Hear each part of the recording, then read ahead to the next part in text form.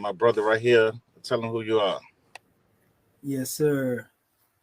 I'm known as comedian adept, Hierophant in social media, but my name is Brother Shahid Shabazz El. Shahid Imani Mohadi Shabazz El, to be exact. So I have many names. Swift Angel number 4, Shedawa Mentiel Muhedjit Chepsuel, which is the comedian expression of the same name I said. But I think it would be best to just, call myself Swift Angel number 4 at this time, just to keep it simple. So Okay, peace and and tell him love. what you and tell him what you're here to explain. Oh yeah, well I'm here actually to explain a whole lot of things. We want to bring forth, a clear conception from the misconceptions that many have had in relation to dealing with who the Moors are. When it comes to Moorish American, the importance, of what it is to deal with nationality, and basically bring about some clarity in questions to be brought forth and answered that some people have ran from. They just don't have the knowledge to answer. So, that's one of the main measures we here to demonstrate, and also let our people have some true knowledge about who Prophet Noble Drew Ali is. Okay. Um. So let me get down to some of the questions.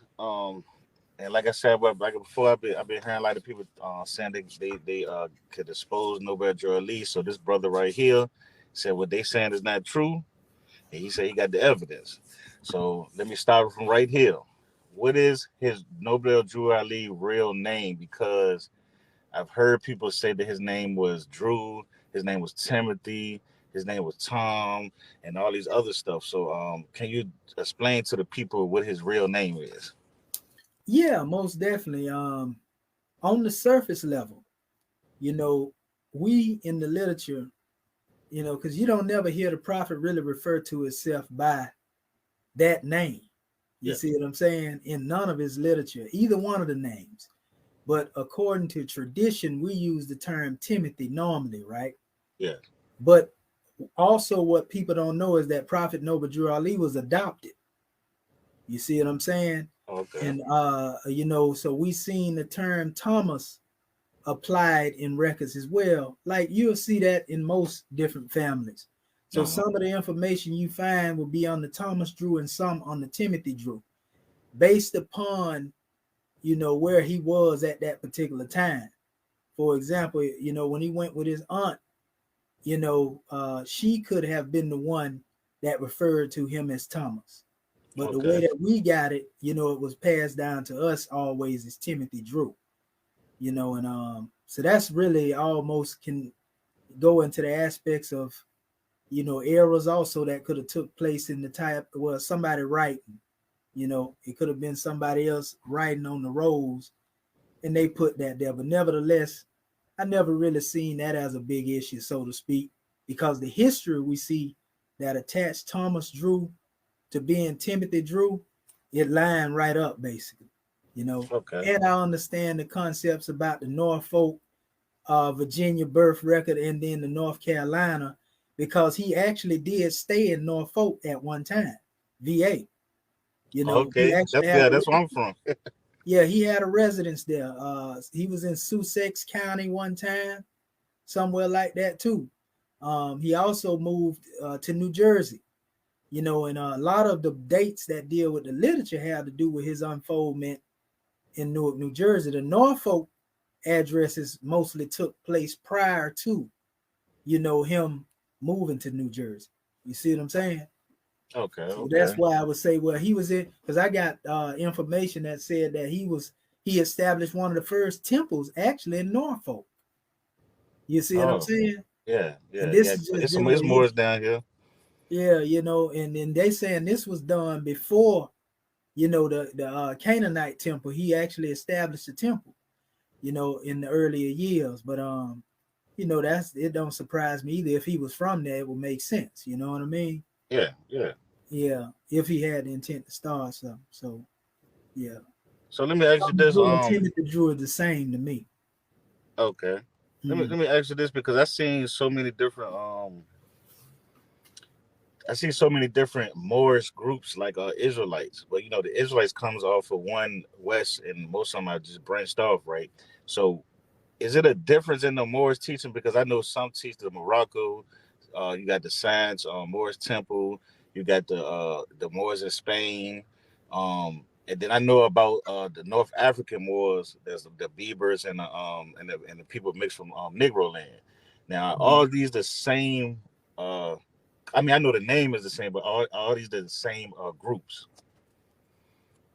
Okay, that's a good question. I'm glad. I want to address the measure too when you spoke on the different camps. And a lot of people don't know the first Israelite camp was a Moorish camp. For example, Right. The Moorish Zionist Temple. You know what I mean? And they basically came from the commandment keepers, right? And they came off like 1919. I got the dates and everything. Okay. Yeah, I heard about the commandment keepers. Yeah, Rabbi Matthews, and Mordecai Herman. You see, they were the ones who were part of this. A lot of people try to place the Moorish Zionist Temple as being before the Moorish Science Temple, but that wasn't the case. And I got the original records, and both of them records from different sources say 1919 when they started that. Now they started the commandment keepers, however, in different names, because these were different groups that came together.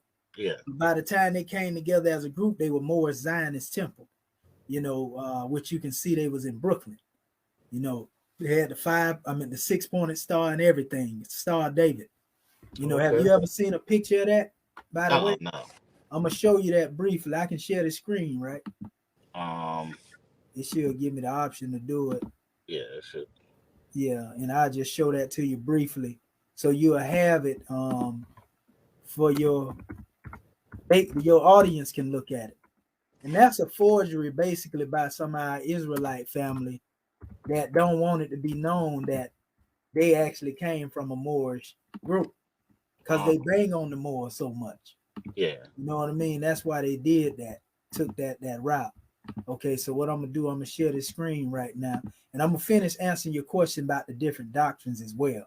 Okay. I just want to be clear when I show them.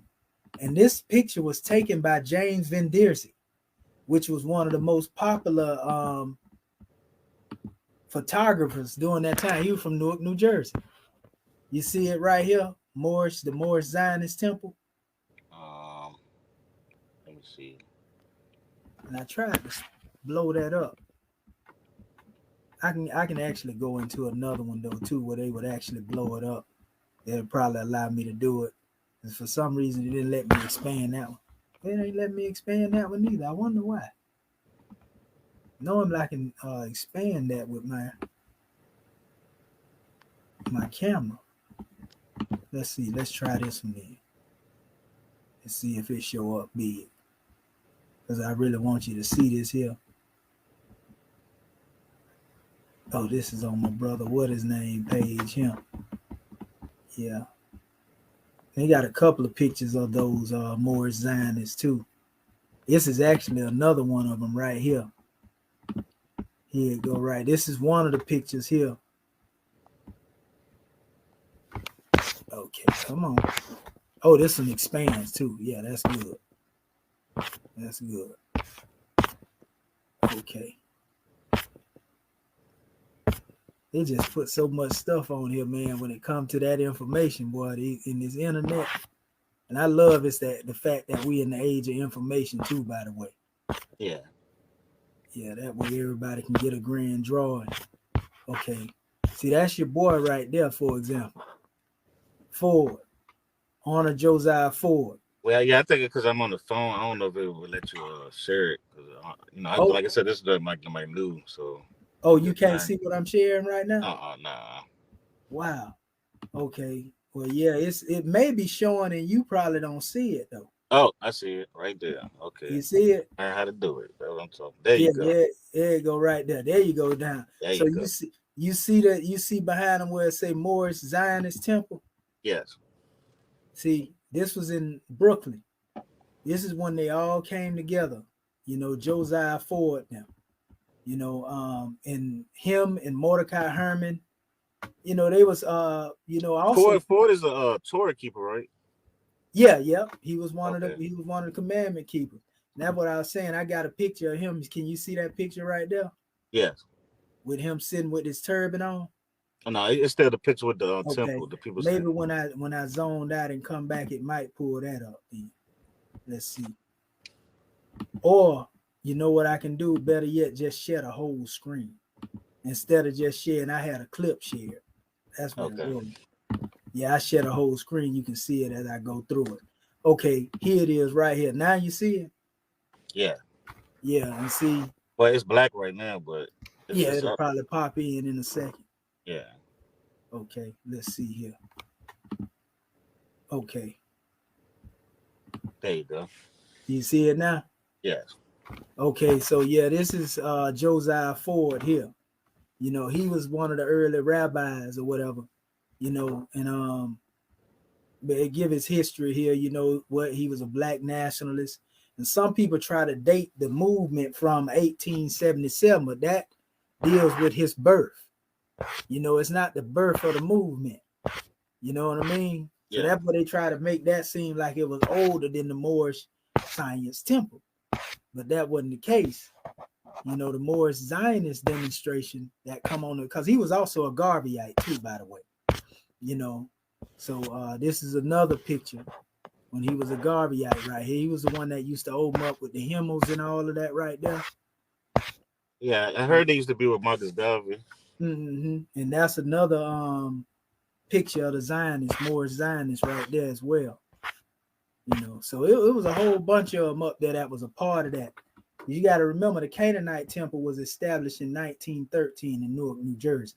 So when they say the Moorish Science Temple was founded, it's really talking about the spirit, Yeah. of it. It's really the Canaanites temple that was actually found first. You feel me? Yeah. And so the Moorish Zionists was one of them groups in 1919, which was about 6 years after the Canaanite temple that broke off. Not only him, but there was another group known as the Ethiopian Temples of Islam, established by a brother by the name Sheikh Ahmadin, which is also known as the Fahimi Temple of Islam. So there were like a couple of schisms that came out of the Canaanite temple. And in the teachings of the Fahimi, you can still see the adept teachings that we teach right now today in those teachings.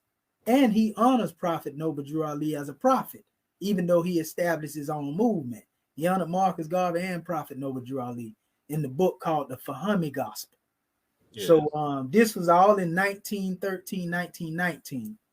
And he left around about 1922. During the time like 1916, that's when he was incarcerated. He was locked up. He didn't go to prison. He went to jail because the Europeans basically found him teaching people how to heal themselves, because he taught that he was able to heal people from cancers. Basically the same thing Dr. Sebi was doing. You see what I'm saying? He's like, he had natural remedies. And so people was going to Prophet Noble Drew Ali, so they set him up and sent some European police in there to go buy from him some of the remedies. And that's how he ended up getting locked up in jail, like a sting operation. This one saying he practicing medicine, but he practicing without a license. So that's where he was, and then it was said that he was doing certain acts, and what they were saying, well, he was a magician and he was dealing with magic. But what people fail to realize is when you deal with adept science and the science that he was dealing with coming back from Egypt, he was taught these things. That's what they do. These different groups, when you hear groups like, for example, Alexander Crowley and them, them people know how to work certain things. You feel me? They know this stuff for real. This ain't no fairy tale. Why you done seen people get roots put on them before, right? Yeah. So that's real, right? Yeah. And so the only difference with Prophet Noble Drew Ali, he was more one not dealing with no old David Copperfield demonstration, but he did perform certain acts that adepts perform. He's not the only one that does that. There was one who came behind him, which is another proof of him being who he is, a brother by the name of, they call him Hamid Bey, which a lot of people try to say the prophet got his teaching from Hamid Bey, but they wrong, Because if we go into the record, which I'm going to show you that in a second, Hamid Bey came to America in 1928-29. Noble Drew Ali had already built the Moorish Science Temple in 1922. And he had already went through the adept chambers in Egypt before Hamid Bey came over here. But Hamid Bey went through the same type of initiations. And the reason is meant to bring this up because Hamid Bey went up against Houdini. You know, Houdini even died as a result of the test, so to speak, of trying to go back and forth with Hamid Bey, because he stayed in that particular thing that he was locked in longer than he was supposed to. You see what I'm saying? Yeah. But Hamid was a real Egyptian adept as well. He went through similar tests of Prophet Noble Drew Ali. He was a Coptic, you know, straight out of Egypt. He went through tests such as they put him in circles of poison flowers, for example. These are tests that people have to do in these initiation rites. It sounds crazy to the common people, but this is where the masters would find that he was worthy in his test. And they sat there and they would sit in a circle of the flowers and see how close they could get to those particular flowers of the poison, because they had a couple of them in each room, without being sick or becoming tainted with that poison. They had to be adept enough to basically filter that poison out of their system. That's one test Hamid was given, right? Hamid was given another test, whereas he had to go into a mud pit where the pyramids are located at and swim into a secret entrance into the pyramid, because there's a few of them. Some of them go right up between the paws of the Sphinx, like underground. I'm going to show you maps of this in a minute. A lot of people ain't never seen this stuff. But Hamid, he basically was supposed to go through that a special way. Now, this is murky mud, bro, muddy water. But it was crocodiles infested in that area. And this is the way he was trained. He had to use his brain power. Yeah. You know, to basically not being able to see them, but brain power to know whether he was close or not to them to get into that entry. These were tests. Them some crazy tests. Oh, yeah, for, yeah. You know, a master teacher to put you through. But these were things that proved that who you were. You know, Noble Drew Ali had the test before that, before Hamid Bey went through his initiation, and they both went through 7 adept degrees. I got the original adept degrees. You know, not only that, the adept degrees describe what we always heard about it. Because they say Prophet Noble Drew Ali was blindfolded first before he went through this initiation. And the adept degrees speak of one being blindfolded.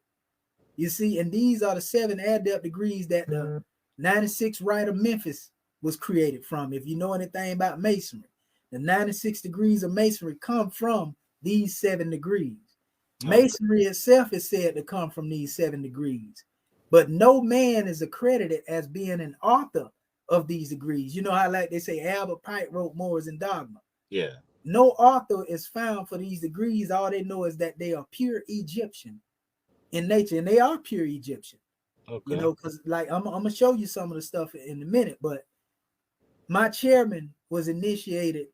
You know, I come up under one that was initiated directly by Noble Drew Ali. You know, which is R. German Bey, the Prince of Peace. That was his teacher. He was 17 years old when he joined the movement back in 1926. So he literally walked with Noble Drew Ali, but my teacher studied under him. Not only him, but Noble Drew Ali wives. My teacher was taught directly by the wives, and he was the one that took care of his wives, you know, in his passing, where they're passing or whatever before they got old. You know, he had them in his what you call boarding house or care home. You know what I mean? Yeah. So not only was he taught by them, they were adepts, but he was also taught by our Cook Bey and G Cook Bey. The Cook Bey brothers, they were adepts. We got videos of them telling you when Noble Drew Ali first signed their charter, which was Temple number 13 in Baltimore. Our Cook Bey was the one that gave my chairman the actual charter to Temple 13. I got the history, all that wrote down. They told him to stand on it. You ever seen them picture with Noble Drew Ali standing up in that charter with his hand over his heart and it's around him? You know, they do it in the Constitution and the charter.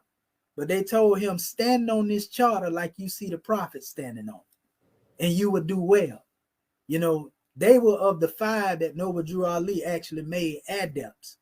And so these are my teacher, basically. So Meaning his, can you give me a little can you give us a little detail of how mm-hmm. it came from Nobel Jarlu and then it split up into different Yes, camps? sir.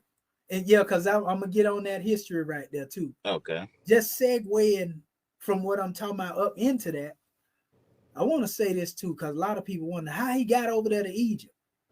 You know, what is this? They like it's amazing for the prophet to go to Egypt. But Yeah. he was actually a part of, when he was young, he worked as a porter and all that. But he was actually a part of a traveling circus. This is the truth about this history. And he was taken by a particular group of gypsies, so to speak. That's what they were, our figures, if you want to call them that. Yeah. He went over there with them when he was 16 years of age because he was already in the circus, and it traveled around the world. And so when he went to Egypt, that's when those people that he was in the circle with so happened to be part of what some people would call the Silent Brotherhood. And they said that he was the reincarnation of the last living pharaoh. But guess what? He had to go through tests to know this. So he stayed there 10 years. That's why if you go and look at the record, and I got this too, if you probably seen it on that New Black Knowledge stuff you was talking about earlier on their channel. If you see the timeline, what people don't know, they ain't doing nothing but confirming what was already known. There's a timeline in the census when they was looking through the name of the Thomas Drew. I know you know what I'm talking about, right? Yeah. Yeah. It says from 1900 up to 1916, the census activity was inactive. Yeah.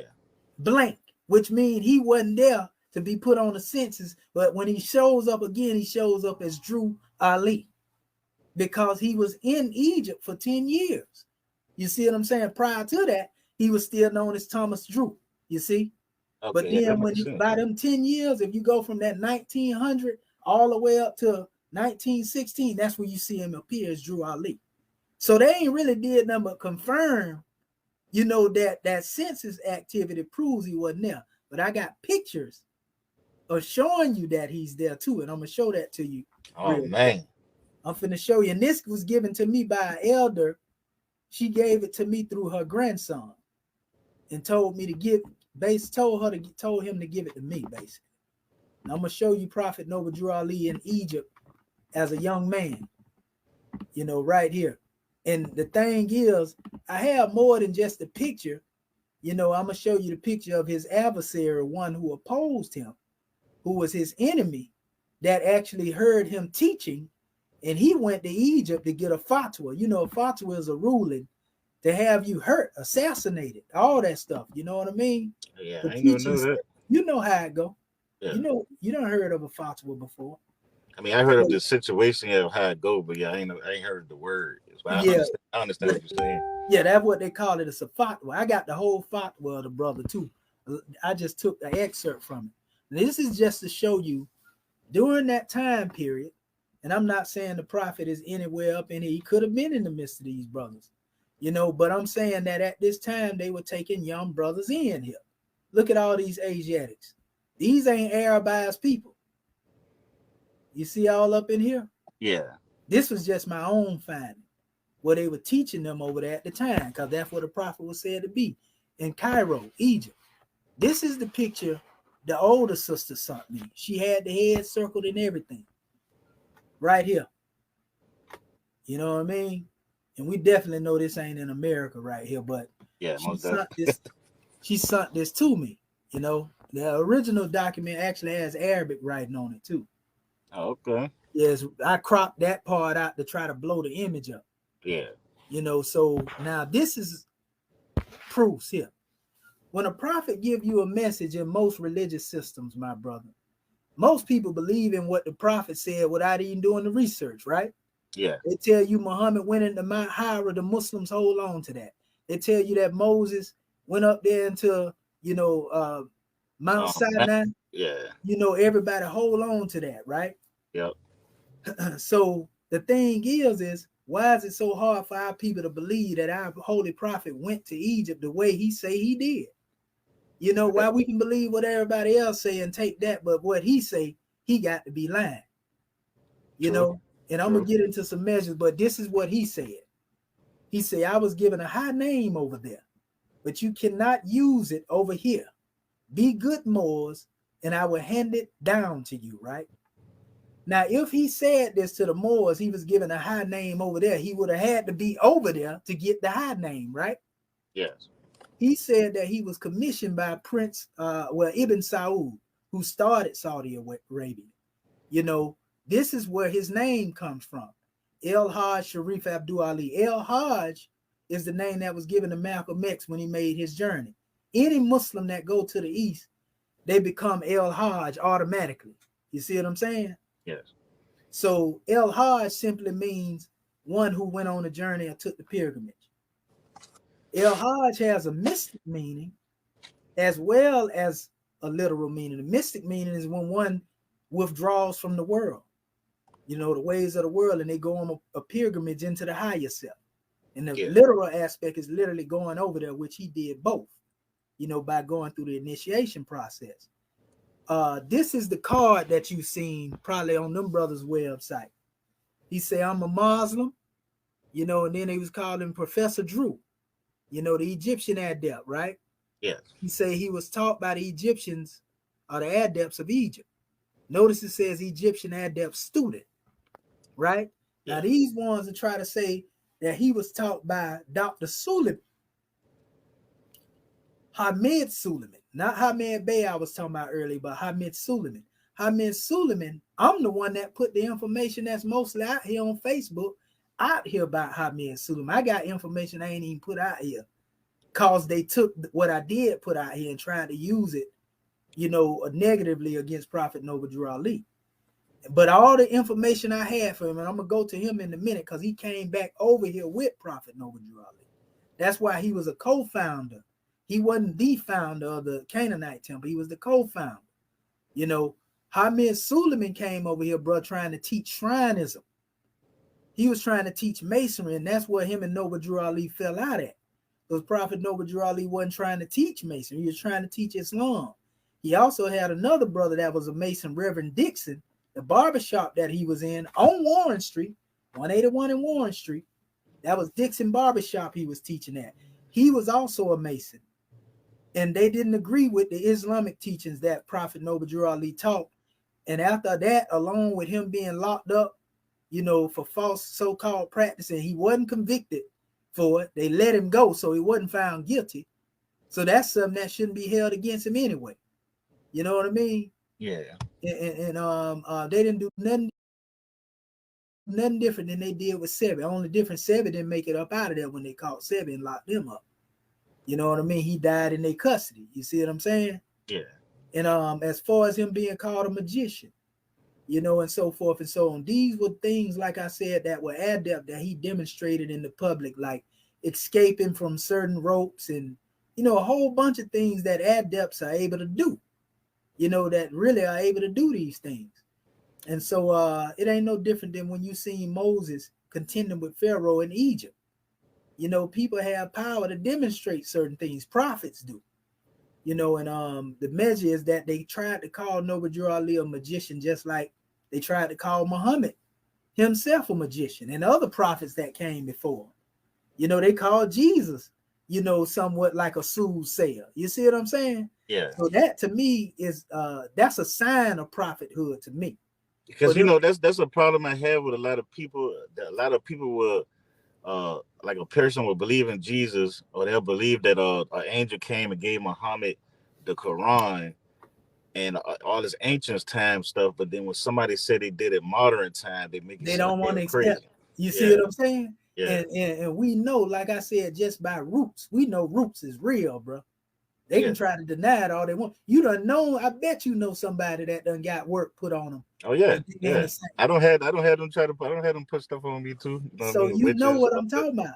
Yeah. And so this stuff ain't no different, but the only difference is Prophet Noble Drew Ali didn't deal in dark magic, you know, but he was knowledgeable. That's why he asked the Moors one time, he say, which one of y'all Moors think y'all can do something? You know, in other words, you know, basically he was asking which one of y'all think y'all know some magic. You know, that's in his oral statement. He also said, I can do the things that Moses and Jesus did. He said, but my people ain't under the condition that they was under.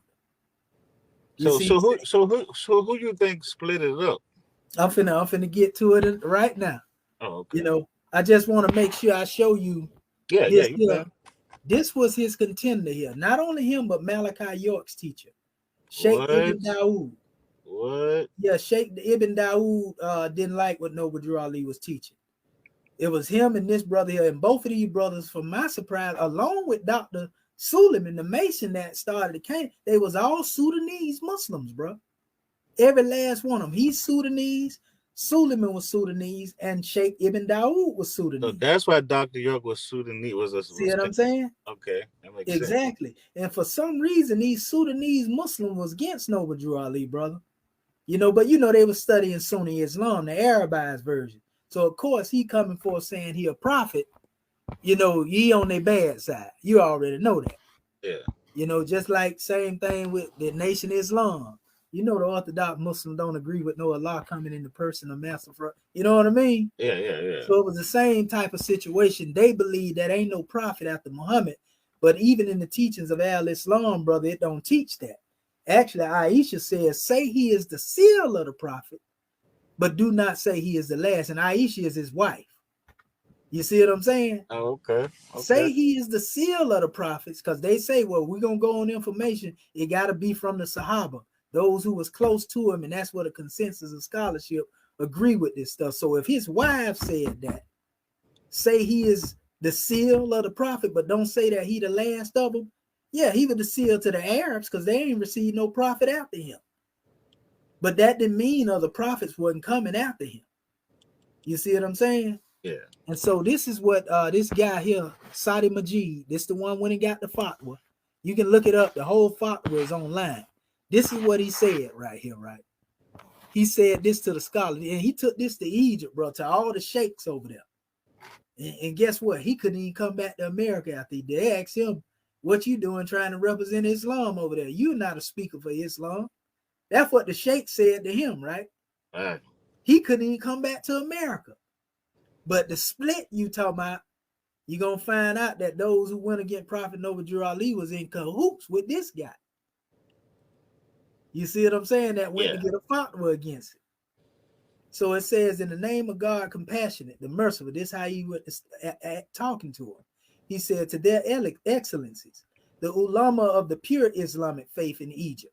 Man, bro, he had like about 40, 50 sheikhs in this document, bro. That he was dead serious. And this was after him sitting in a meeting listening to Noble Drew Ali teaching. He said, what say you, or may your virtue endure about a man currently living called Noble Drew? Then he put it in like an Arabic type form, Noble Drew, and then Ali.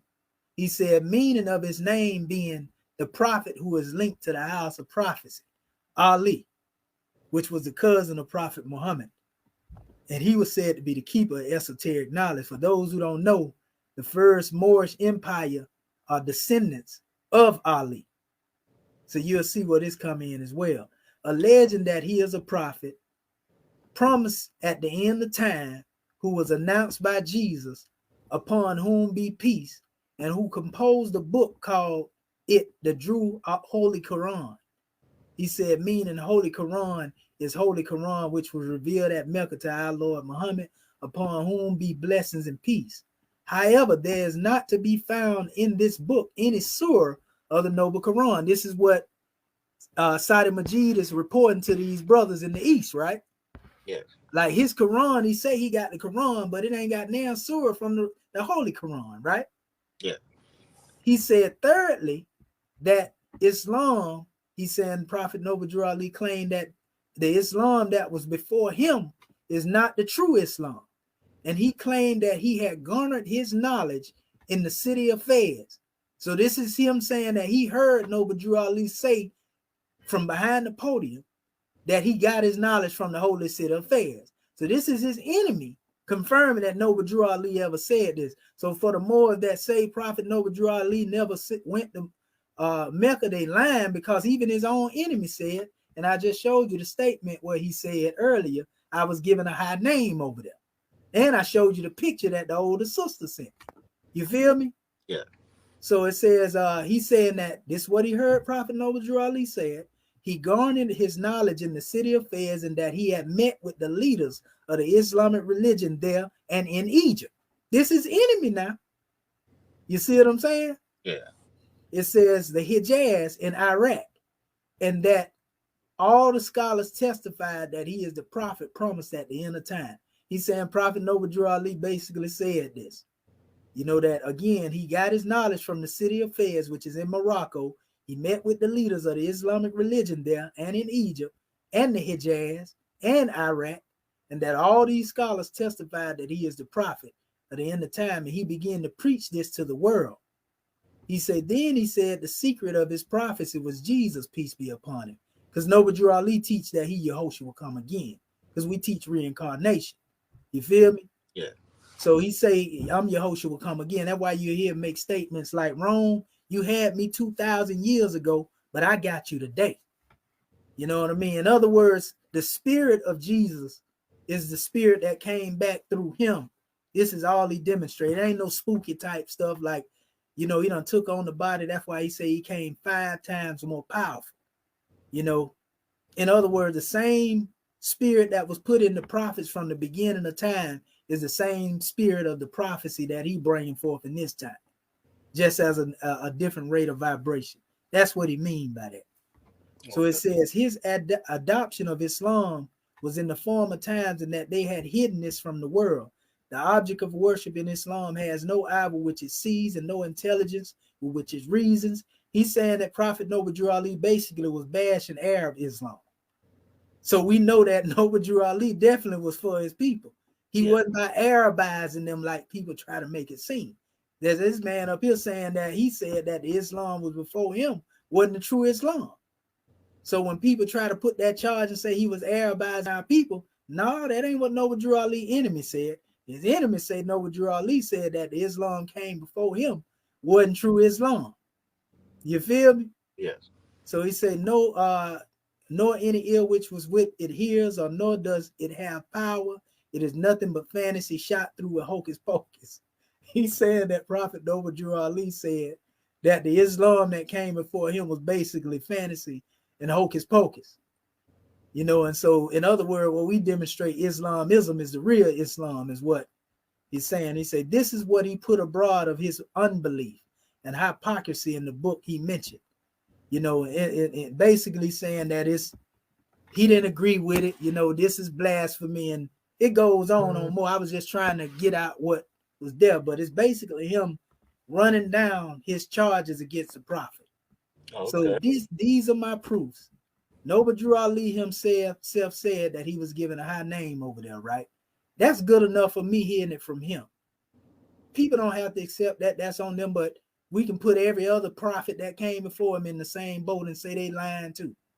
Like I said earlier. Also, this picture that sister sent me, that's good enough for me, along with his enemy saying that he said he went over there.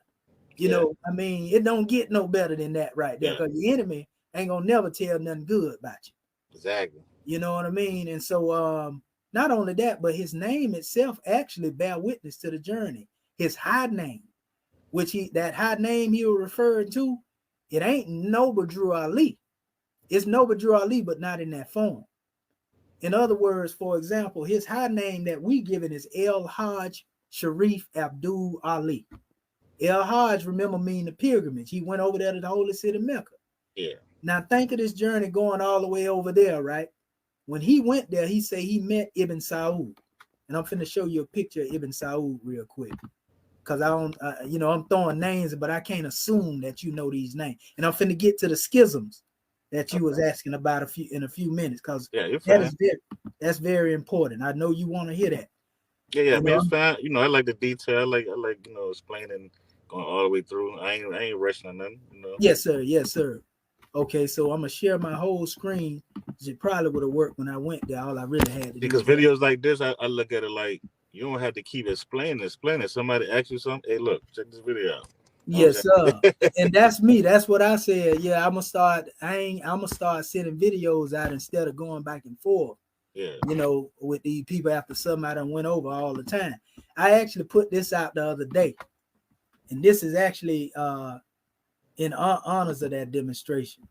Now, if you look right here, and I'm trying to get that out the way. This is Ibn Saud here. This is his son, well, one of his descendants, so to speak, right? Mm-hmm. Now, this is Noble Ali. And I notice here, because, you know, it's a lot of beef behind our flag. This is our flag. I'm in the Moorish American government, not Moorish Science Temple. And you're going to learn about these schisms when I get to that. But this is our flag. This is the flag of Morocco. We don't look at Morocco as being Moorish. Morocco don't look at themselves as being Moorish. But it was our Moorish ancestors who gave them the knowledge of this flag, this star. Because we say we are descendants of the ancient Moabites. You know, what's the modern name? And it's mentioned right here. What is the modern name for Moabites? Right? I got my chairman sitting here asking him this question, and this other brother asking the question over here. Where he asking him, and the modern name for Moabites is Moroccans. But we say we are descendants of the ancient Moabites. The Moroccans are really children of our ancestors.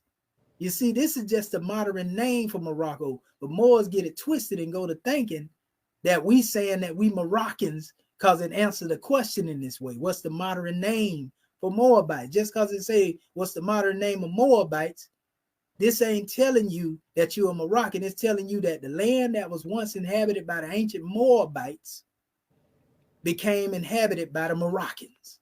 You see what I'm saying? Yeah. So you see how one get it twisted, and then they go to thinking, oh, we got a Moroccan treaty. That's a lie. Because the Moroccan treaty was written during the time of 1787. Noble Ali said 1779 and 1865. He referred to that as the time of slavery. So if we was in slavery, how can we write a treaty during that time? Impossible. Yeah, you see what I'm saying? And so that's a lie that was picked up by certain Moors and certain groups. You know, we ain't gonna bash them and beat them up for it, but it wasn't what the prophet taught. Trust me. And that's why people getting it confused, thinking, oh, Morocco is America, America is a Morocco. This stuff was created by new Moors that done come on the manifest and created a whole different theology. You know, and that's why when you call Morocco, man, they got video where they done called the consulates, man, and the embassies. And they didn't even have to say nothing, brother. The woman said, you one of the Moorish Americans? I'm going to tell you right now, Moorish ain't Moroccan. They two different things. You know, well, is it something we can use y'all flag? No, that's our flag. I mean, what do you want to become, a Moroccan citizen? Yeah. You know, so they know, they feel offended by this. And to be honest with you, bro, it's an act of war to try to take somebody else's flag anyway. Yeah. That's an act of war, bro, taking somebody else's flag, calling it your own. Yeah. True. Now, our ancestors gave them this star. The ancient Moabite, they got it from our ancestors, the ancient Moors. But the thing is about it, this is the Moroccan flag. So if you go before the nations at the United Nations, they recognize this is the flag of Morocco. So ain't no way you finna act like you a nation, you gonna raise that flag up too, and it ain't gonna be some conflict. Yeah, true. You feel me? Yeah, they wouldn't even be able to go to the UN with that. No, they won't be able to. They'll kick their behinds up out of there so quick and laugh at them. You crazy? Yeah. You know? So right here, the other question, who is God in the holy city of Mecca to keep the today to keep the unbelievers away? And the answer is angels. You know what I mean? That's the answer, because we say that the angels are the one that guide the holy city of Mecca, but we talking about angels in human form, men, because angels come in the form of men, biblically and canonically. You know, yeah. And so in our group, those who have went through degrees, we are called swift angels for that reason. We say, you know, what is the purpose of an angel? To carry the message to the four corners of the earth. You know, north, south, east, and west. Good news. North, east, west, south, spell news. Angels. You see, taking the message. So that being said, my brother, you know, just getting into that aspect, this brother here is the one that named Prophet Noble Drew Ali when he was in Saudi Arabia. He named him Sharif and Abdul. The El Hajj came from the pilgrimage. Sharif and Abdul came from this man, Saudi Arabia, which is in what they call it the Fertile Crescent, the Middle East. You know, some people say close to the Levant. However, we know what they talking about. Yeah. So at this area, which is what a holy city of Mecca is, he received El Haj, Sharif, and Abdul. And the Ali he got when he came back toward the west and stopped in Morocco, in Fez, and he got that name through, the ancestors of that particular area. Because those who are of the tribe, they are known as, the name Sharif also carries over there. The name Sharif and Ali, these are noble names and high names, brother. The name Sharif itself means noble. So now let's look at the name Noble Drew Ali in the light of El Haj Sharif Abdul Ali. El Haj represent the pilgrimage that every Muslim get. If I were to go over there now, El Haj would be attached to my name. I would get the Hajj degree. But the Sharif, let's look at the name Noble. Sharif is noble. So how can you dispute with the portion of his name being Sharif when it means noble? It's just an English translation of the word. You see what I'm saying? Yeah. And then the word Abdul means servant. A servant of Allah, which means, and because that was actually a part of, Abdullah was a part of Saudi, their name. A lot of the Muslims take those names. That was the name that was given to the first Muezzin, Bilal, of Abyssinia, Ethiopian, as they like to call it. He was given the name Abdullah, servant of Allah. Instead of a slave of man, he was servant of Allah. You know what I mean? So that's an honorable title, basically. And that's what he called himself, a servant of humanity. So you can see the Abdul comes into the servant of humanity, right?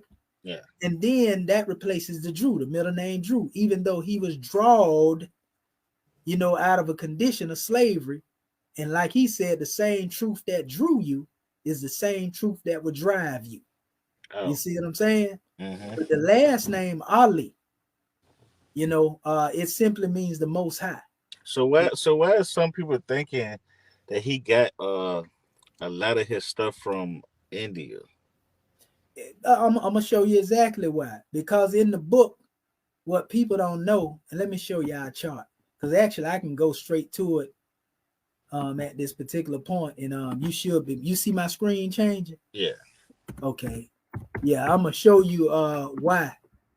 But see, in the book, The Circle 7, brother, it consists of the 18 missing years of the life of our brother Yehoshua, whom some people call Isa in Arabic, Jesus, in the English, Yeshua, we call him Yehoshua.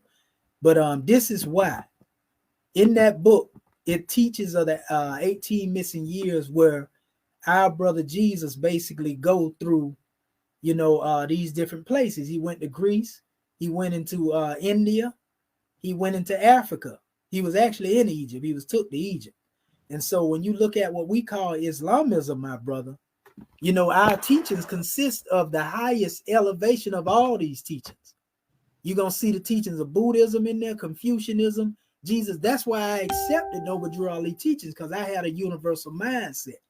And in that small pamphlet, bro, it don't get no more universal than all of these schools of thought being brought into a oneness.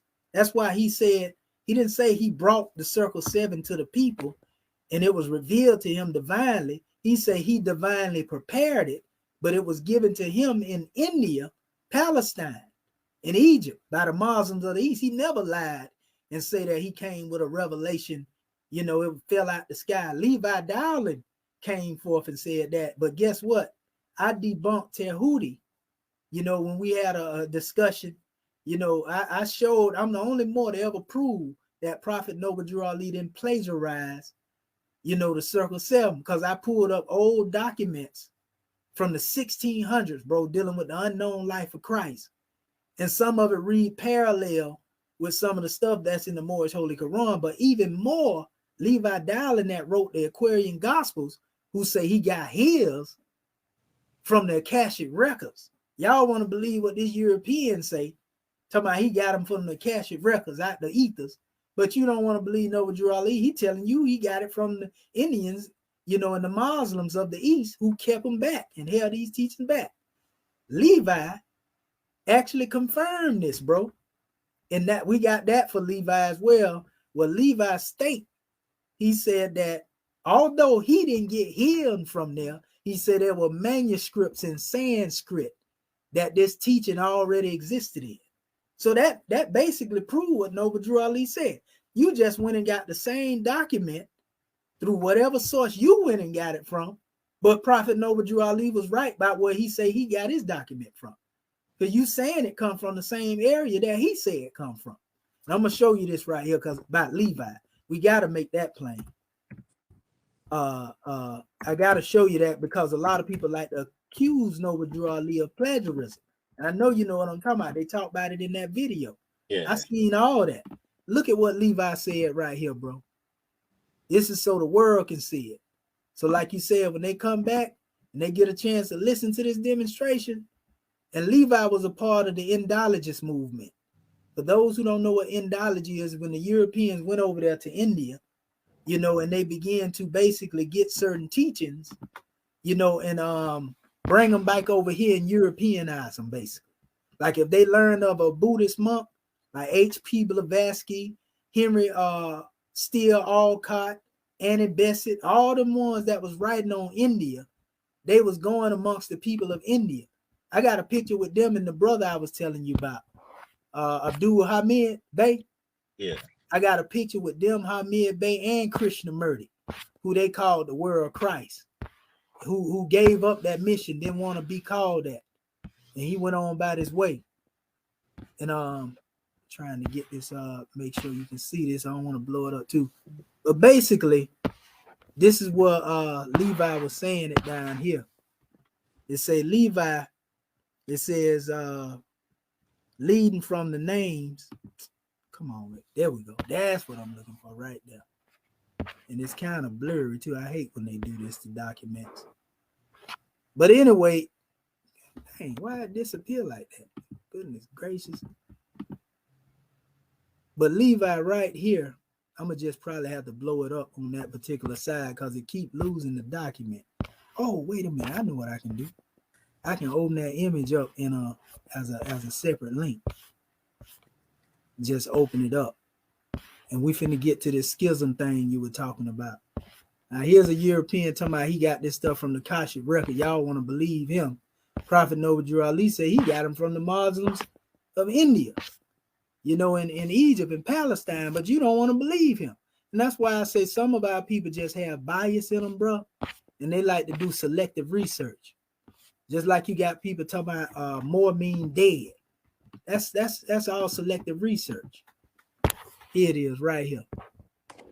In this particular document, golly, why is it so blurry? In this document, bro, he basically say here that there was Sanskrit manuscripts.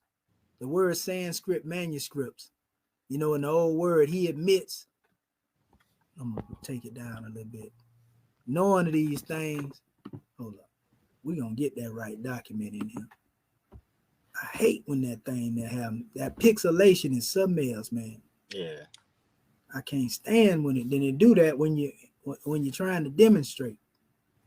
Because it got that same thing in here. And I actually got the other document, but it'll take me too long to go in my document trying to find it. And it says it here, you know, basically that these documents were in Sanskrit before he got them. That's the point I'm trying to make. And so if they were in Sanskrit before Levi got the document, you know, then why is it that one's not taking, you know, the word of Prophet Noble Drew Ali when he say that his document come from there, you know, instead of what the Europeans say. So nevertheless, dealing with all this particular information, my brother, that being said, by the time Noble Drew Ali came on the manifest with this document that he had already been teaching. Levi published his demonstration, they say, in like 1913. But Noble Drew Ali been teaching this teaching since 1913. You see what I'm saying? Actually, he didn't publish it. His wife published it. Levi was dead by that time. You see what I'm saying? Yeah. But she was the one published the writing. And she said, you know, basically, she was the one that talking about the Akashic records and all that there. So they wanted to mystify it, brother. So that's one of the things that's a hoax. But that particular chart I was showing you right here is showing you we don't only draw from, the Old Testament or the Judaic belief or the teachings of the New Testament, the gospel. We don't only draw from that, but we draw from the Islamic foundation. We draw from Confucianism. We draw from Buddhism and Hinduism. And that's why they keep saying he got the teaching from. No, the brother was drawing off of many different sources. Yeah. You see what I'm saying? And that's why I like it, because it's universal. Even on the card, he tell you, we come promoting the ways of all the true and divine prophets. Jesus, Buddha, Muhammad, Confucius, Abraham, all that. Moses, you feel me? Yeah. So that's just a part of our teaching in general. But the way he bring it back, he called it Islamism. And what that is, I don't know if you're familiar with the different groups. You got Sufism, which is the mystic teaching in Islam. You got the teachings of the Kabbalah and the Zohar, the Sefer Yetzirah in the teachings of Judaism in their tradition. You got the monks in Christianity. You know what I mean? Buddhism is already a mystic teaching, and Hinduism. Yeah. Same thing with Confucianism. They ain't even religion, but they got a mystic teaching. So when you study all these teachings at the highest level, which they call esoteric doctrine, they agree with each other, bro. The esoteric doctrine of Islam agrees with the esoteric doctrine of Judaism. The esoteric doctrine of Buddhism agrees with the esoteric doctrine of Islam. The esoteric doctrine of Confucianism agree. They all agree with each other at an esoteric level. You feel me? It's just when you get into the literal interpretation of the exoteric, which is for the common people, that's where the division come at. But you don't see no monks going back and forth with each other. Because most of the time when you get into that particular teaching, they have all perfected a mastery teaching, and they see the truth as one. No matter what symbol they carry, no matter where they at, they all cross over if you read in their doctrines with each other. You see what I'm saying? Yeah. Now that's what Masonry tries to be. See, Masonry tries to be somewhat similar to that. Not a religion, but draw from all these different circles, in these different teachings, and then make it into practicality, certain things that you can apply. So Noble Drew Ali was the first one to do that. That's why we'll tell our people he was not a part of Shrinism or Mason. So he came back here by the age of 26, my brother, to get to the schism portion. By the time he got back here, what ended up happening is that there was a conflict on the manifest. A lot of warfare and so forth and so on when it comes to our people with this religious stuff. You already know how crazy they were. Look at them now. Yeah. So he basically ran into a real crazy situation. So what ended up happening was he brought this teaching back, and some accepted it, some rejected it. When he went to the Midwest in Chicago, he established the temple just like it was a schism in Newark, New Jersey. We call that the New Ark because that's where he started building the ark. He said, when I was Noah, he referred to a certain measure like that. I was Muhammad, I did this when I was. So he looked at himself as an incarnation of all these spirits, all of these teachers, master teachers that came before him. That's why he said he came 5 times. So like they would say, he's calling the ancestors. He's getting the ancestors. There you go. Same teacher. The ancestors coming back through him. That's what he said. We are the return of the ancient ones. Yeah. You are today what your forefathers were yesterday. Yeah. And then they proved that. Exactly. You know what I mean? And so by the time he came over here, there's a lot of stuff that went on, brother, even with the Nation of Islam, for example. And I just tried to alter this right here as best as I could and bringing it from this blur. This is a picture we have as being Elijah Muhammad in the Moorish Science Temple. NOI like to deny it, but bro, when I get that real clear picture, we can see it right now. Yeah. You know what I mean? I mean, come on, bro. We already know that. But he said that he attended meetings. But our NOI family don't like that. And that's for. But you know what? I was about to ask about that because I seen one time Farrakhan was sitting down and he was taking phone calls, and a Moorish Yeah, boy called him I and know was the telling him video. about the connection between the Nation of Islam and the Moorish nation. Yeah, and I know the video you talking about. And Farrakhan was saying, well, we can sit down together and come together what we agree upon and augment the teachings to what we ain't in 2,000 years ago. We can bring it up to date. We can get somewhere. But people don't know Farrakhan was a student of Elijah. Mm-hmm. But Farrakhan wasn't around when Noble Drew Ali was around and when Elijah Muhammad was attending MSTA meetings. So he wouldn't have that knowledge. Yeah. And there's a reason why he don't have that knowledge. You got to look at it, brother. Elijah Muhammad, according to our records, and this is one, because I'm getting into the schisms now. These some of the first schisms that took place. The Allah Temple of Islam is what they used to be called. This is them down here. That's the Allah Temple of Islam. This is what was the Nation of Islam. This is when they used to wear the fez. And it's a reason why they took the fez off. See all these things here. And they was calling Farad Prophet Farad in these particular documents. He wasn't called Allah in the person. That's what Elijah and his brother got into it about Kalat. Kalat Muhammad, he's standing here. You think it's Elijah in this picture. You can't really see it. But standing, that's Kalat, Elijah's brother that was leading them. And so there was a split between them. Yeah. Because he was saying Elijah was teaching that Farad was Allah and that Farad didn't teach that. You see what I'm saying? So he had his own brothers after him. This is why one of the reasons why he told them to take the fez off of the heads of his particular group.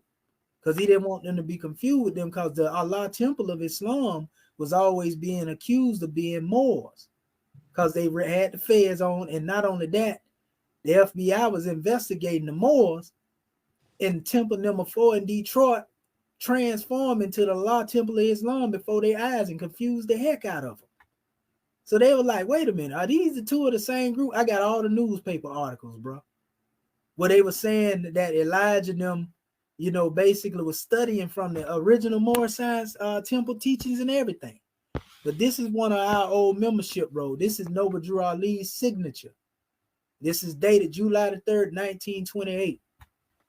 In this membership attendance roll, it mentions Robert Poole Bay, adept, $25. That means that's how much he paid in his dues. C. Poole Bay, Sister C. Poole Bay. That's Clara Muhammad, his wife. Clara. I wish I had a bomb in the sound right now. Yeah, you see what I'm saying? Then you got $25. She wasn't no adept. Then you got John Poole Bay, which was one of his brother, adept. Then you got James Poole Bay, adept. Then you got David Ford L., which a lot of people were saying was an alias of Master Farad Muhammad. Now the old Moors say this. You see, they said David Ford L. was given and this sister here, this is how I know it to even be more true, because Sister Sally Ali, who was actually the wife of Ugan Ali, who was Farad Muhammad's first secretary. Yeah. You feel me? She even here. And I ain't never really even pointed this part out. But these people was in Detroit in Temple number 4, and that became the first temple of the Nation of Islam. Furthermore proof, I got information where I was communicating with a brother where he said his teacher was told him that when they cleaned up the Honorable Elijah Muhammad home, Ward D. Muhammad, his son, they found the charter to Temple number 4. Because Lomax Bey, who caused the first schism right during this same time, he was the one that broke away and went against Prophet Noble Drew Ali. He took funds and went to Turkey. Then he left Turkey and went to Egypt, and guess who he hung out in Egypt with? Oh. Who did I tell you was the prophet's enemy in the beginning? Sadi Majid. The teacher, Dr. York, right? Not the teacher, the other brother that was Sudanese that I showed you in the picture. Okay, yeah, the Sudanese Muslim that was doing the talking. Yeah. Yeah, Lomax Bey went over there and became a pyramid guy.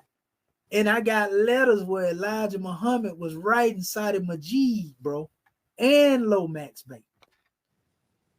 So if he was writing these brothers and they went in a schism against, now he stole the money now.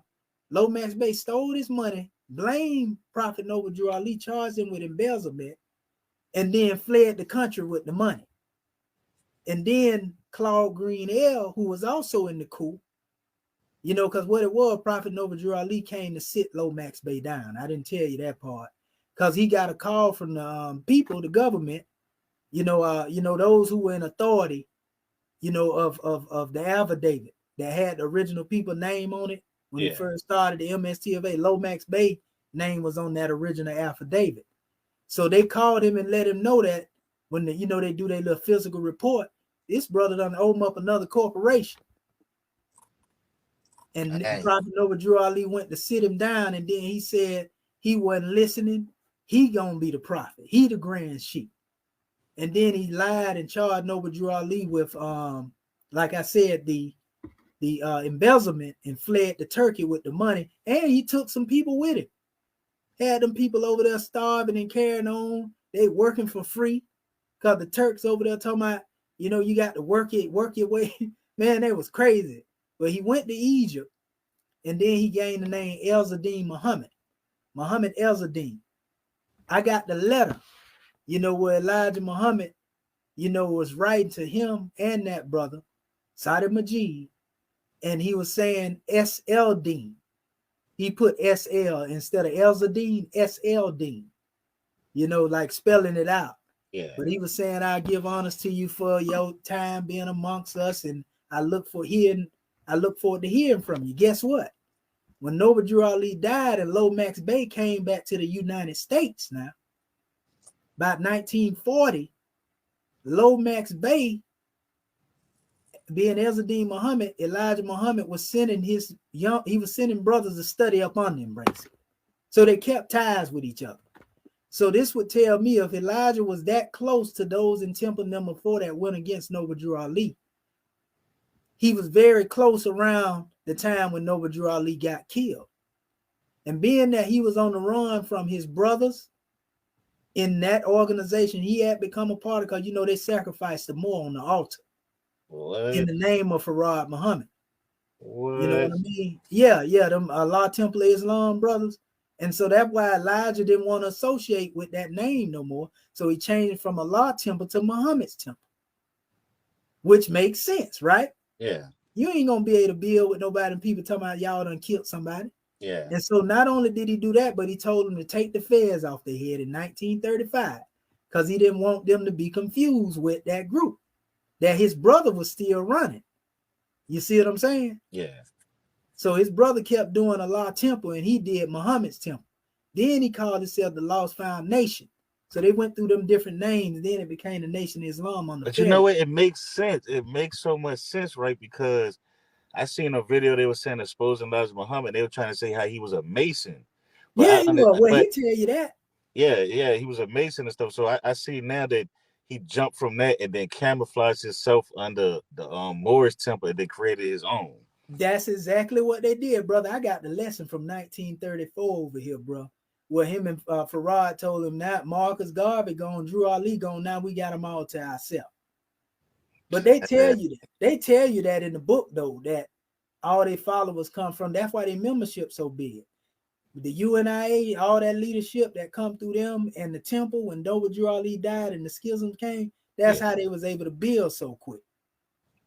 Because they come up under Farad. And Farad was able to do this because he was already teaching the Moors anyway. Because Noble Drew Ali, according to our records, had already appointed Farad to be their teacher. You feel me? Yeah, I heard about that. I heard about that too, that Farad was the teacher after Noble Drew Ali left. Yeah, and so what happened is when he passed form, they said Farad called himself a reincarnation of Prophet Noble Drew Ali. This is what the elders teach. Now, them elders in that Moorish Science Temple, one thing I can say, brother, them brothers know how to keep some records. You hear me? Yeah. They the same record they got, the FBI confiscated some of them, bro, and they word for word the same. You see what I'm saying? Yeah. Because the FBI, during the time of the murders and all that took place, when Noble Drew Ali was killed, Green L was killed, they tried to blame the prophet for doing that. He got questioned.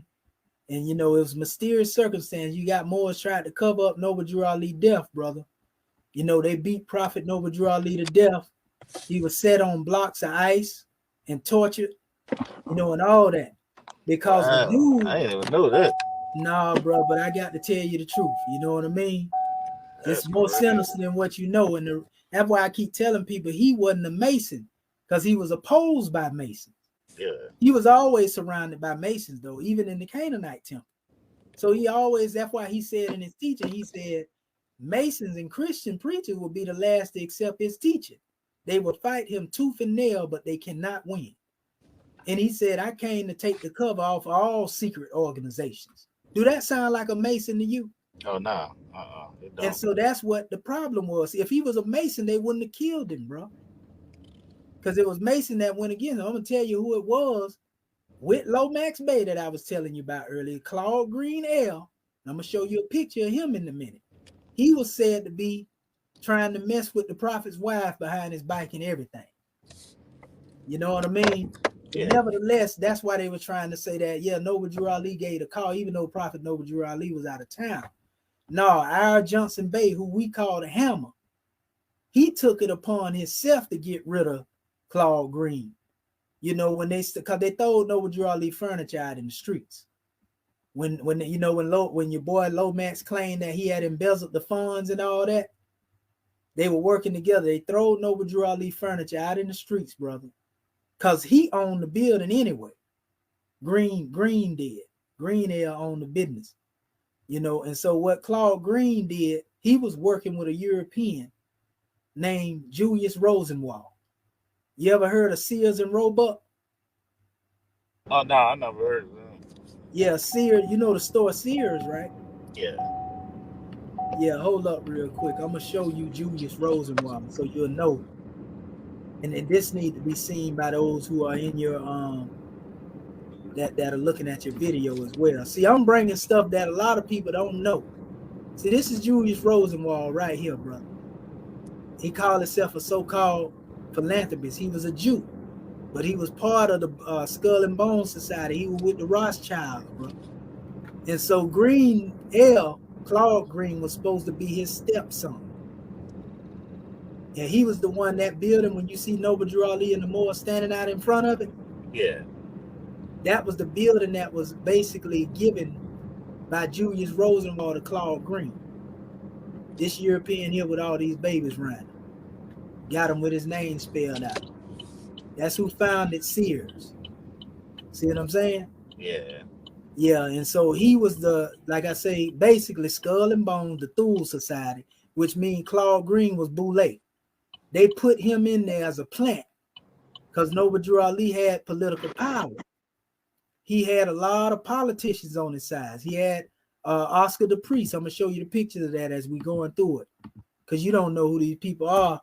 You know, and people out there may not know who they are. But you know who Lewis B. Anderson is because they talk about him in Black history all the time. You know, Lewis B. Anderson was also a follower of Prophet Noble Drew Ali. Look at this right here. I'm trying to get the picture on for you. See, all this go back to the schism. But yeah, these are the two corporates. Lomax Bay, Claude Greenell. They were the first one to break off beefing. And in the midst of that, after Noble Drew Ali passed form, after Claude Green died, because the hammer killed him, stabbed him up, shot him up. Noble Drew Ali did not tell that man to do that. He did it because of his love for Noble Drew Ali. And he felt that, you know, that Claude Green was the enemy. You know, just being honest with you. You feel me? And that's what he did. But you see this brother here? Yeah, I see him. That's Oscar the Priest. He was a congressman. He was also in that same building. He had an office on the floor in the temple. This is Lewis B. Anderson.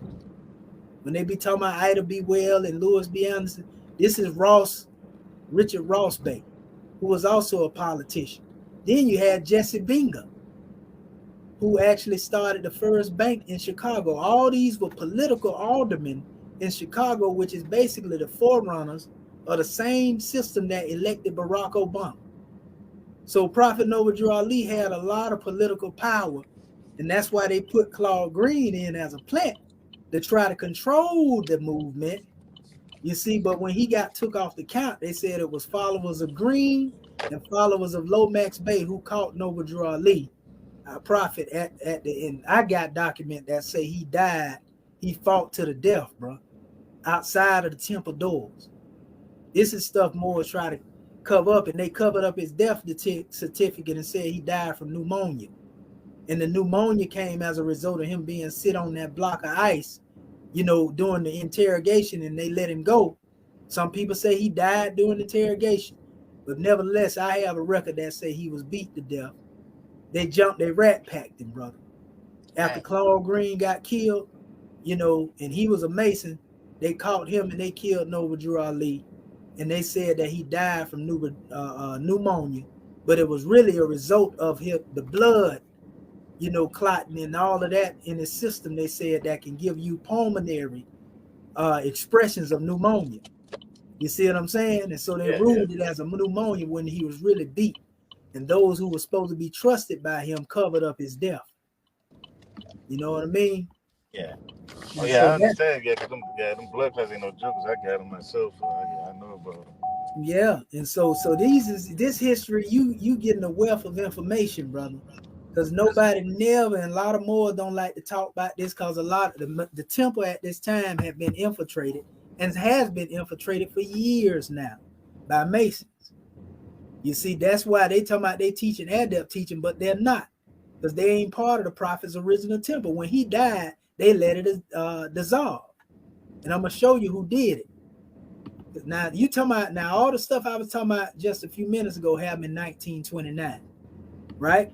Yes. But now the like your Allah Temple of Islam, that came in 1929 as well.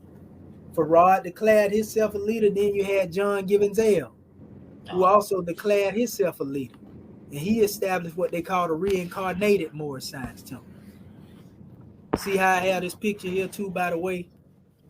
I showed Elijah. This was real blurry. You still could see it. And then that's Farad. This is Noble Drew Ali. It's almost like it was planned. Prophet Noble Drew Ali standing here, Farad's successor. Then Elijah come after Farad. You feel me? Yeah, that's crazy. And they don't want to admit it, and I'm gonna tell you why. Because a lot of them don't know. And the reason why they don't know this history, because if that man was in correspondence with those who had something to do with killing Prophet Noble Drew Ali, you think he finna tell you that he was a part and partial of dealing with them one? Oh no, most definitely not. He gonna keep his mouth closed. Yeah. So that's why he wouldn't go into telling you that he been in the temples and all that stuff. Because that means you had to be around during the time when he got killed. That wouldn't be good if you're trying to convert Moors under your new teaching, would it? Yeah, that makes sense, because I always wonder where the dude Farad came from. And then I started hearing about, he was already here and he was a student of Noble Drew Ali. I was like, what? I think Seti was the first one to really speak on it. Well, yeah, he met Prophet Noble Drew Ali, bro, way back in 1913 in Newark, New Jersey. They knew each other from back then.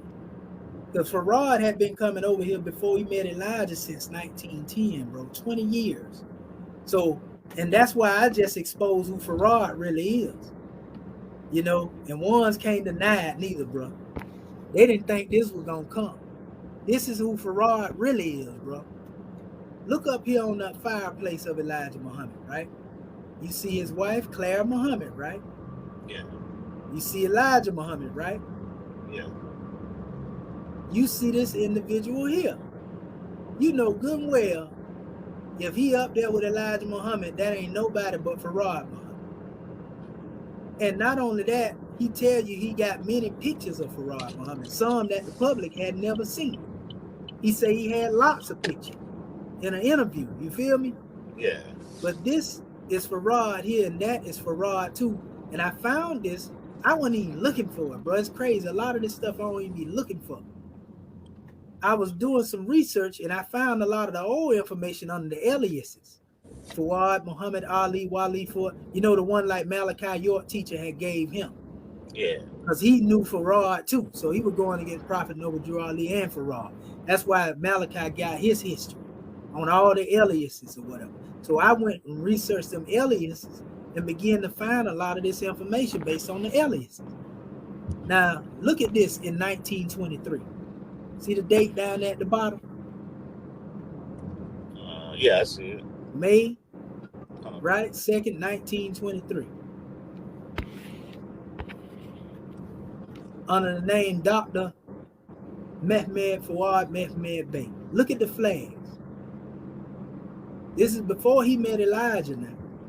And he tell you, you know, he was in and out of America for 20 years before he met Elijah. It say this in the Nation Islam teaching. So when I found this name Fawad Mehmed Bey, the word Bey also means master, you know, Lord. So if you put Fawad Mehmed Bey, this is just another variation, because he was known as Wali Fawad Muhammad Ali, Fawad Muhammad Ali, Fawad Muhammad, you know, all these names. And I'm going to show you where that name go back to. Here's another picture I found under the hey, elder. that's so crazy because the picture I seen before, he didn't have the mustache.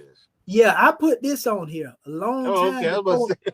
Yeah, what happened is I did this comparing it to another picture of the Fawads in Egypt. Oh, And so when I found this picture here under this alias, I say, man, let me go pull up that old picture that I made and see the comparison. And when I put that joker right there beside him, I was like, yeah, because he oh, looked like man, it now. So with that bro, that's mustache. the exact same person. Look at his ear. Look at the cleft under his mouth and his chin, bro. Yep. Look at the same temple fade under that fez that he rocking. He loved the temple fade. See it? Yeah, I see That's it. that man. Look at his nose. That's that man, bro. Wow. Now, he was with the Young Turks in this area. And it's very important that you know that, because guess what the definition of the flag of the Young Turks is? And it's right here on his head. I put that on there, you know, just to be shown. That's him again. But look, it says, it's basically to say freedom, justice, equality in Allah. They say their flag is freedom, justice, equality, Islam. So the flag that the Young Turks flew, and this is prior to him meeting Elijah now. So the NOI wouldn't have this history. You feel me? They wouldn't know this. You know this is where he was in America, because he got the flag right here flying next to the crescent, the same way the NOI do. You feel me? But that's that man, bro. That's that guy. That's him. That's him. And none of them try to dispute me when I show them this now. Oh, they don't try to dispute me. See it here? That's the name he was going by. Look. See what it said? He came to the United States, Dr. Fawad Bey. They took the Mehmed out there. Look at it. Huh? I can't make this stuff up, bro. Yeah. That's the same picture, but I showed it. It's one in color. You know what I mean? Yeah. This is just a random individual. This ain't him. I was showing that fez that they wore, how it was similar to the one in the Allah temple, the one Elijah had on. You see what I'm saying? Yeah. That was a Turkish fez. So all this information is dealing with the schism that shows you where a lot of the membership ended up going. You know, some went there, some went on the John Gibbons L, the reincarnated prophet. You know, and some went on the Kirkman Bey, who I'm going to show you in a minute, which is who the majority of the Moors on. The Kirkman Bey was a Shriner. You know, 1934, you know, is when he came, right around the time when the NOI was being created, actually. Kirkman Bey hadn't been in the movement but since 1927. Noble Drew Ali died 1929. So go figure. Yeah. How in the world you gonna take over the temple and you ain't even been there 2 years, and you overthrow the original Supreme Grand Sheik that Noble Drew Ali appointed, and then lie, whether truth or a lie? Yeah, he was an alcoholic. You know, that's what they put out there against the Grand Sheik appointed by Noble Drew Ali. He really is. To assassinate his character. And guess how, to my surprise, Kirkman Bey ended up dying. He died in a bar fight, drunk. Ain't that karma? Yeah. Now look at him. Prophet Noble Drew Ali told the Moor not to mark their fez.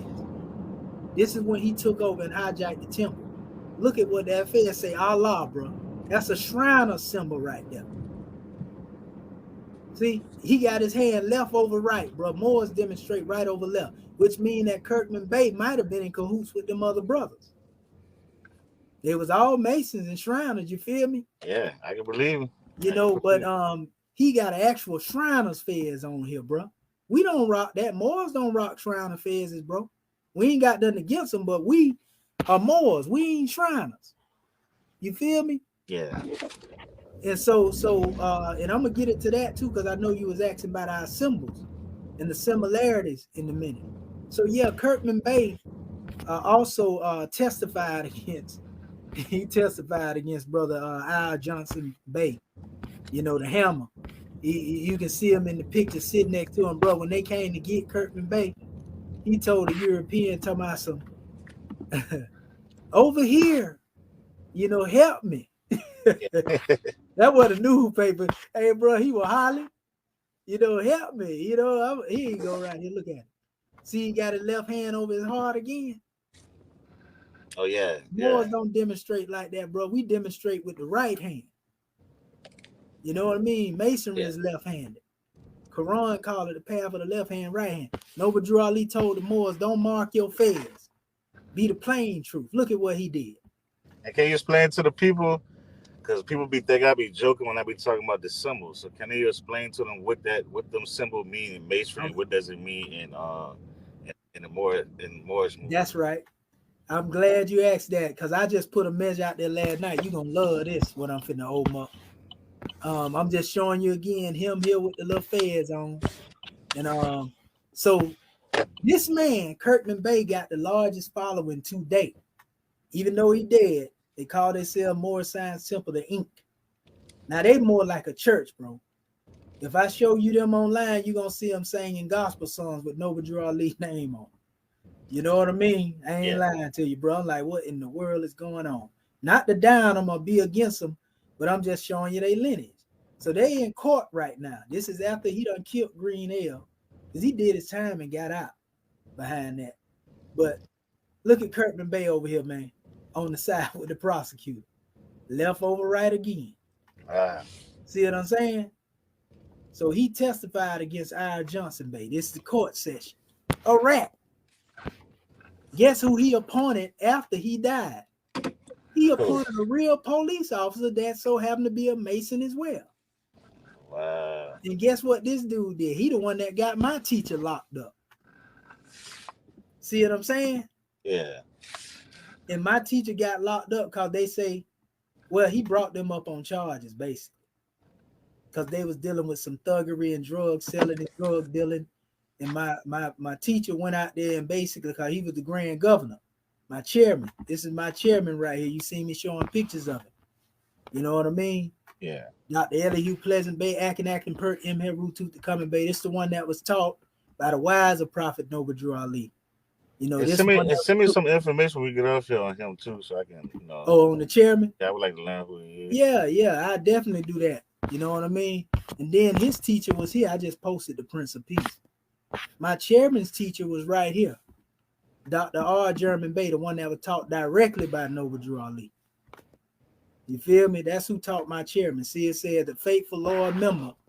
It say for 58 years, 1926, 1984, Moorish Divine and National Movement, Moorish Science Temple of America, Rufus German Bay, born June the 9th, 1909, passed form on September 24th, 1984, at the age of 75. It said at an early age, he and his family moved from the East Shore of Baltimore, Maryland, with his father Edward and mother Maggie, and the two sisters Mary and Allison attended and graduated from Baltimore Public School. Hold up. It says in 1926, young Rufus German Bay, a member of the Masonic Freemasonic Order, he was a Mason at the time, was attracted to Moorish American missionaries visiting Baltimore, Maryland. He was attracted to the symbols, the crescent moon and star, and the circle 7. He immediately embraced the teachings of the Honorable Prophet Noble Drew Ali and became a faithful and loyal member of the Moorish Science Temple of America at the age of 17, like I said earlier. He consciously proclaimed his nationality as Moorish American, accepted Islam, the ancient divine creed of his forefathers, and denounced the slave labels of Negro, Black, and color, labels that were placed upon the descendants of ancient Moabites, Moroccans, whom were enslaved in America during 1774-1865. Dr. German Bay was successful in helping to organize the first Moorish Science Temple of America in Baltimore, Maryland, located in South Sharp Street. During this time, Prophet Noble Drew Ali was visiting temples and located throughout the United States. And during one of Noble Drew Ali's visits to Baltimore, he revealed to German Bay that the angel had appeared to him and told him his work was not finished. He said in 1928, Noble Drew Ali performed an initiation of 5 brothers, giving each a test to pass. Dr. German Bay never revealed the nature of the test. Dr. German Bay and others passed their test. It's talking about the Cook Bay brothers I was talking about earlier. Yeah. And he was anointed by Prophet Noble Drew Ali from his head to his feet and received the title Prince of Peace. So that's why he was ever known as the Prince of Peace to all the Moors, Dr. R. German Bay. The prophet conferred that degree upon him, that name. Just like my name, Comedian Adept, the chairman conferred that title upon me. I didn't claim that myself. You feel me? Okay. You know, so my lineage can be traced back through the chairman to the Prince of Peace and back to the prophet. You feel me? Yeah. But then it talk about how, you know, he would set up community gatherings. He came up with teaching polarity therapy. R. German Bay was a bad man, brother. That brother there, they say he would be teaching at the podium and come from the back of the room in the next second, bro. Man. That's how much of an adept he was. I got a thing in here too where it was a young brother. He wasn't a Moor. He wrote an autobiography. And he said he met a man by the name of R. German Bay. And he said the man in Baltimore was teaching him things like mental telepathy. He said R. German Bay taught him how to move some with his mind. Now, this is somebody that ain't even a Moor, bro. But this go back to what I was telling you. When ones know what they know how to do this stuff. They ain't just talking it. And here's somebody that ain't even in the Moorish Science Temple now. I'm gonna show you that little book too, so you can get it. It's online. I actually got it offline. Oh, yeah, I'm gonna say before you do that, go ahead. I'm gonna be to work at 7. So okay. If you show that, I'm gonna let you close out. So then yeah, we might have to come back and do it. Let me we definitely do a part. We definitely gonna do a part 2. What I'm gonna do too, because I know you wanted to see this. Instead of going to that, I'm gonna show you this here briefly. Okay. You know, the symbol, where this come from. This is not Shrineism. A lot of people don't know even the symbols of Shrineism is not the European demonstration. You know, that what they think is a crescent, them bingo claws, that come from Victoria, Queen Victoria. Her secret was she sent out the big game hunters to search and capture our people. They was the hunted, so to speak. You know, the hunt is on, brother, you the prey. That's what Brother Curtis Mayfield say. You know what I mean? Yeah. So that symbol represent us being conquered. So anytime you see Islam, Arabia, Egypt, Ali, Muhammad, them fez is on the head of a shrine is really mockery, and just like a European catching a deer and putting it on the taxidermy and putting it on the wall. Like I killed that right there. You see what I killed? Yeah. So basically it's like I conquered Egypt. I conquered Mecca. That's what them fez represent. That's why we don't mark our fez. And if you really wanted to be demonstrating Mecca, man, them Europeans ain't having that. You can symbolically represent, but let a bunch of Negroes go to talking about they really demonstrating Islam and it not being symbolic. What you think gonna happen? Oh yeah, they're gonna go crazy. They're gonna lose their mind. Oh, they trying to invent the Syriat over here. We got to get them, bomb them, y'all. You know what I mean? So this symbol didn't come from there. This symbol, and that's why I was showing this one come through the realm of Dharmaism, which is the teachings of Buddhism, Hinduism, all those mystic teachings in one. You see the serpent biting the tail, that's Hinduism. All that's Hindu. See the serpent scimitars beneath the star here. This book here is a book on esoteric mysticism. Same symbol there. It's known as the Order of the Orient. You know, same symbol here coming from the teachings of Aliism, which is dealing with the Kabbalah and the Zohar and all that. They got the same symbol. But guess what? When you go back to Egypt, they was already demonstrating it, bro, in the book of the gates. See, they got the scimitars and the stars in their hand. Yeah. You see up here, they got the kafesh, which is what? That kafesh is what is called in Egypt. That's a leg of an ox, which is also called a what? scimitar. So the scimitar and star go all the way back to Kemet, bro. See the God man sitting in front of it right there? Yeah. Huh? Yeah. Yeah. And then that's same thing here. That's a scimitar and star. So that's the origin from whence Noble Ali get this symbol. That's why he the Egyptian adept, you know. And this Yeah. is our moderate Well, list. he basically was the first one to push the Kemetic thought so far. That's right. That's right, bro. He's the first one to bring, you know, the concept of dealing with Egyptian anything. So when you hear them trying to give all that credit, you know, these are Islamic symbols, bro. We've been doing it before Shrineism. And I broke that down on the Shrineism here. You can go in my page and read it when you get time. But we're going to do a part 2 to this, brother. Oh, yeah, There's so much I can bring. But yeah, we just say gratitude for you sitting there and getting this drawing. But bro, I got a whole lot, even on Moors, telling you who they originally was. And I got a lot to give you, brother. You know, hey, well, I mean, when you're ready to I'm pick off it up. Tuesdays and Saturdays, or we could do it in the morning anytime. Just let me know. You know, I'm down with any time because I'm down pushing information. See, I just don't like all the drama that comes with the information because I agree. You know that when you bring drama with information, most of the people that come from drama ain't learning nothing. They just coming for the drama. So you can have 100 people watching you, but what does it mean if 90 of them is just watching you because of the entertainment? Exactly. They ain't getting nothing out of it. Yeah, I'd rather have 10 people, 5 people. I don't care if it's 100 people that look at me out of thousands, and because I know them people that really comes but really trying to learn. Yes, sir. You killing the people. That's all you doing. Yeah. You know, so we can start tomorrow, brother. You know, because okay, I got tell the people before we go. Tell the people where to find you at. Oh yeah, man. You can find me at Comedian Adept Hereford on YouTube. You can find me as that on Facebook. You know, and I got videos, plenty of content. You can find me on the Mathino's Archives too, which is the website I went into, and the links are in all the areas that link to each other platform. You know, so it's a grand drawing, family. We want to show you how to bridge the gaps because we are one people, and that's what I want to really show our people. And this going to be on LDC TV, Life Death Conflict, LDC TV on YouTube, LDC on my page, and it's gonna be on Eric the Mad Scientist True Heart page, my profile, and it's on here. I just shared it to here, so and I shared it to the groups. You know, I'm gonna share some more because you know the time limit. Sometimes some people might be at work, some people sleep, some people just now waking up. So you know you got to keep sharing the videos. When y'all do y'all videos, always remember that because everybody's not on your timeline. Everybody's not always on Facebook. So you might don't get the views that you want when you first start, but when it ends, you know you'll get a lot of views. But the views shouldn't matter.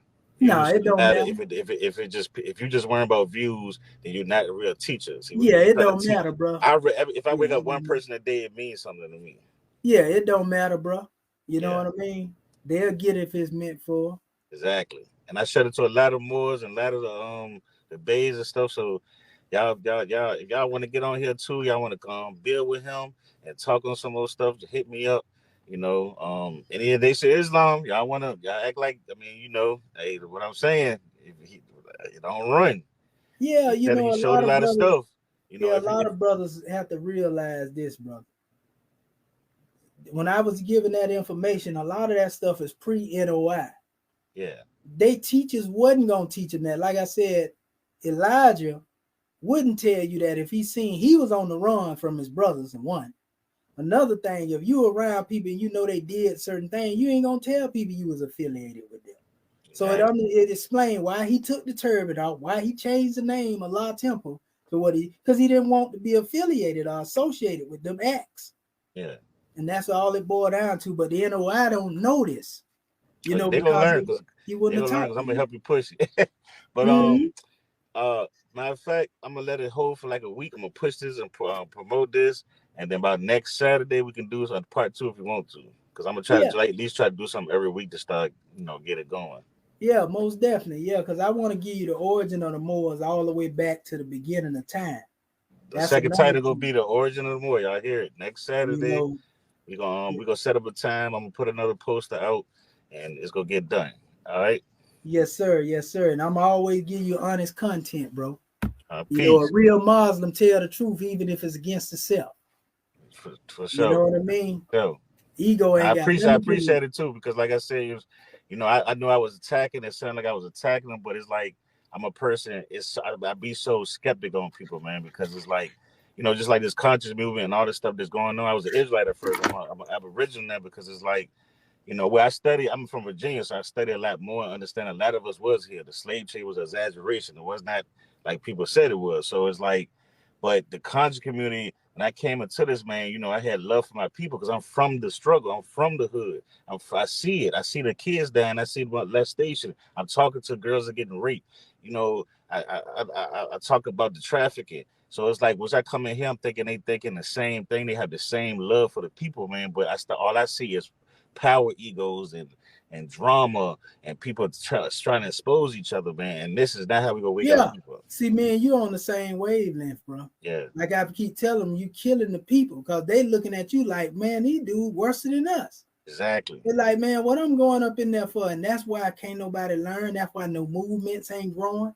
And also, some people ain't strong as me and you. Yeah, Some people, man, you can take their God away from them, bro, and they go way back into what they was doing. They exactly. blood on your hand, though. Exactly. Because at least they were trying to do something right, but you get out here and you just dismantle them. Like we have a teaching where we say, don't never take away somebody's God Unless you can if replace you it. ain't willing to replace it with a nut. Exactly. You We know said what that I in the mean? street. We said in the street, you can't take a dude out the street that's making all this money if you can't show him how to make money legally. If you can't, you see what I'm Same thing. saying? Yeah. Same principle, and so, yeah, we got to put good content out here that our people can grow from. It ain't about me persuading somebody to accept the Moorish paradigm, somebody trying to get me to be Orthodox Muslim or nation. It's about us exchanging on this information and being mature enough. Because if you rooted in what you say, you ain't gonna get offended by what somebody else brings. Exactly. Only time you get to jumping around, because you ain't rooted. Exactly. You ain't showing what you demonstrating, and now somebody done come and you think they're trying to shine a light. Yeah. Like I can tell one all the time, bro. I'm trying to unite us. I'm just trying to bridge the gap, and I be giving them support. And just cause I got a different name than you already sitting on ready to oppose. You feel me? Yep. And we look for more of uncommon things than common things. So your platform is gonna grow, bro, because it's about the commonality. Thank you. You feel me? Yeah. So that's what I try to do. I try to make it real, make it truthful, and I ain't hating on nobody. Like when sometimes I start a lot of stuff, man, because I want to see where a person at. Like I started with you to see what you was gonna say, to see if you was gonna run, to see if you was gonna. Because I get on Masons and they'll run, they'll go run and don't answer it. And, yeah, a lot of them don't know that stuff. Yeah, so when you start coming, we start showing me stuff. I'm like, whoa, because I ain't never, man, I ain't never had nobody come back at me and have me like, wait a minute, I might be wrong. You feel what I'm saying? So yeah, well, what I do, that's one thing I learned from being with 5%ers. And I know you got to hit it, but I learned show and prove, bro. Yeah. So I got so many archives over here, bro, and I'm talking about proofs to show what I'm saying. Just like I just showed you right there on the walls in the papyri, what I was just showing. You can't deny that. Oh, yeah. How can one say that the Shriners came before that? That'll be asinine after seeing all of that. You feel me? Yeah, most definitely. Straight to Kemet. That's why I say it's a difference between the Egyptian Shriner and the Egyptian adept. Oh, and yeah. with Noble Drew Ali having all the teaching that he already had, what he need with Mason? It don't make no sense. When you already an adept. Yeah. Come on, man. True that. It don't down Masonry, don't get me wrong, nothing against him. But the Phylaxis Society did the research and they said that he didn't, they couldn't find his name on the rolls nowhere. Oh, yeah. So, they're good researchers. Okay. So, yeah. But I'm gonna head out. Like I said, Saturday, we'll get a part 2 going, the origin of a